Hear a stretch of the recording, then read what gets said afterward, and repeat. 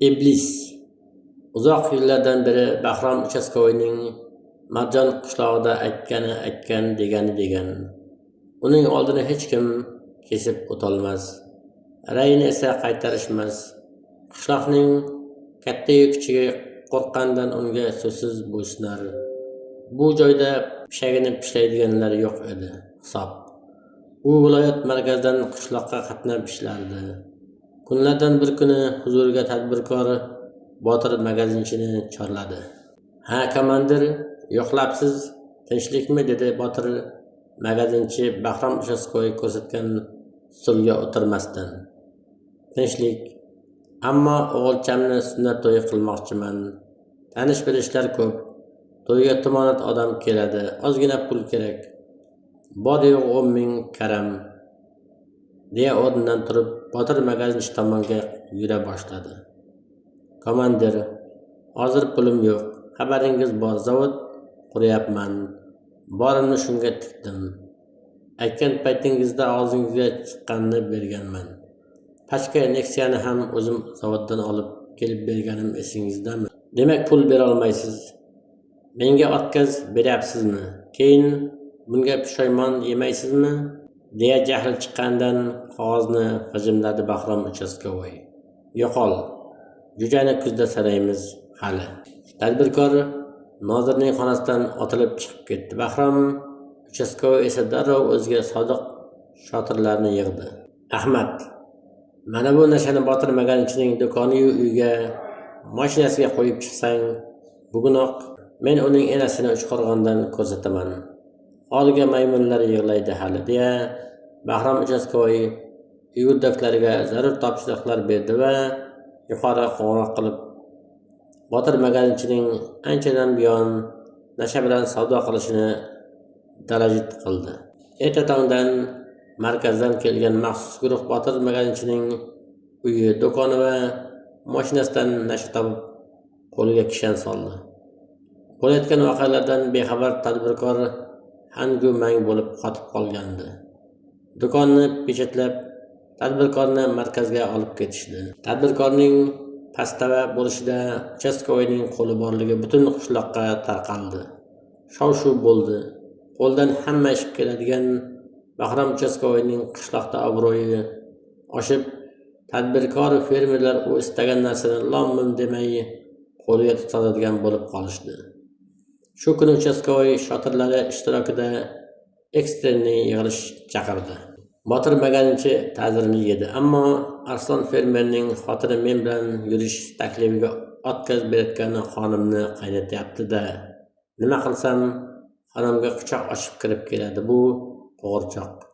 Hali bu qishloqda hech qaysi juvon menga otkaz bergan emas, dedi o'ziga qat'iy ishonch bilan. "Siz bilan Sojidaning orasidagi to'siq. Arslon fermerni o'ldirish kerak. Bosh ochiq qolsa sizning taklifingizga rozi bo'ladi. O'zi ham ofatijon suluvda, Sojida tushmagur", dedi og'iz to'ldirib Ahmad Shotir. "Unda bunday qilamiz.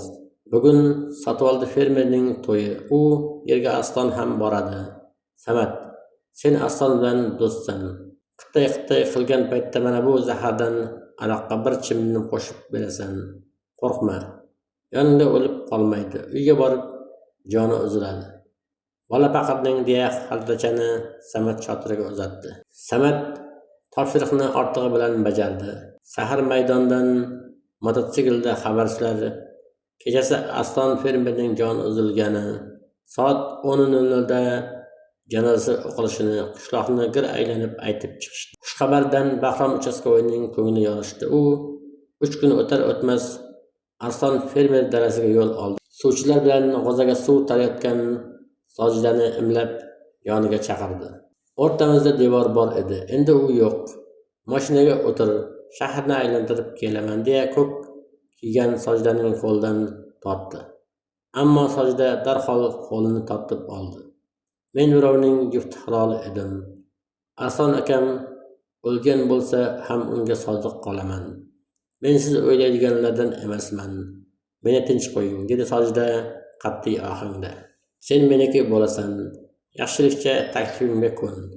Yana boshingga biror balo yog'ilmasin" deya mashinaga jahli bilan minib yana xonasiga oshdi. Suhbatdan turmush o'rtog'i o'limida uchastkovoyning qo'li borligini payqagan Sojdaning yuragi to'lib uvvos solib yig'lashga tushdi. Meni baxtimdan ayirding, iblis, seni Xudoga soldim deya baqira-baqira qo'llarini osmonga cho'zib yig'lardi.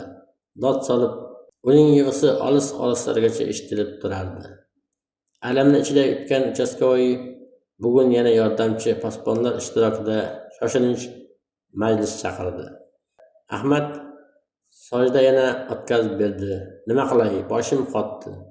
Ayt, uning yoki ota-onasining qanday ojiz joyi bor deya shotirlariga tikilib maslahat soldi uchastkovoy. To'xtang, esladim. Tunov kuni otasi Shakarimboynikiga mehmonga borgandim. Mehmonxonaning devordagi gilamga osonliq miltiqqa ko'zim tushdi. Otasidan yodgorlik ekan, miltiqni qo'poruvchilik maqsadida ishlatmoqchi desak, Shakarimboyning burni qonar, balki shundan so'ng Sojdaning ko'zi ochilar. Siz bilan o'ynash biz bolazna ekanini tushunib yetar, dedi Samat to'g'ri yo'l topganiga ishonch hosil qilib. Burni qonash ham gapmi? Naq 10 yilga qamaladi. Sen bunday qilasan, Ahmad. Shakarimboyga borib, sovuq qurolni nima qilasiz? Boshingizga bitgan balo bo'ladi. Undan ko'ra soting. Kelib bor deb ayt. Qolganini menga qo'yib ber, deya Ahmad shotirni Sojdaning otasinikiga yubordi.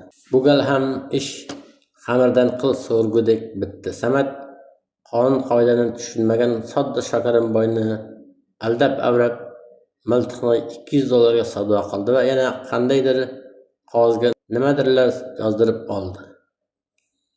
Ertangi kuni oldi-sotdi amalga oshdi-yu, bir necha daqiqalar o'tmay Bahrom uchastkovoy hamrohligida militsiyalar Shakarimboy va uning o'g'li Safarboyni noqonuniy qurol-yarog' savdosida ayblab, qo'liga kishan solib, turtib sudirib mashinaga tiqishdi. Uni qo'shnilar ham nima bo'lganiga aslo tushunmay, hangu-mang bo'lib qoldi. Er va o'g'lini do'q-po'qsa bilan sudrab ketishayotgandan rangi o'chgan Mavjuda xola o'zini mashinaga otdi. Ammo uchastkovoy uni uy eshigi tomon itarib yubordi. Mavjuda xolaning qo'lidan hech narsa kelmadi. Alamni ko'z yoshdan oldi-yu, qiziga telefon qilishga shoshildi. Qizim, boshimizga falokat tushdi. Otangni akangni miltiq uchun militsiyalar qamashdi, deya bo'g'ilib zo'ra gapirar edi Mavjuda xola.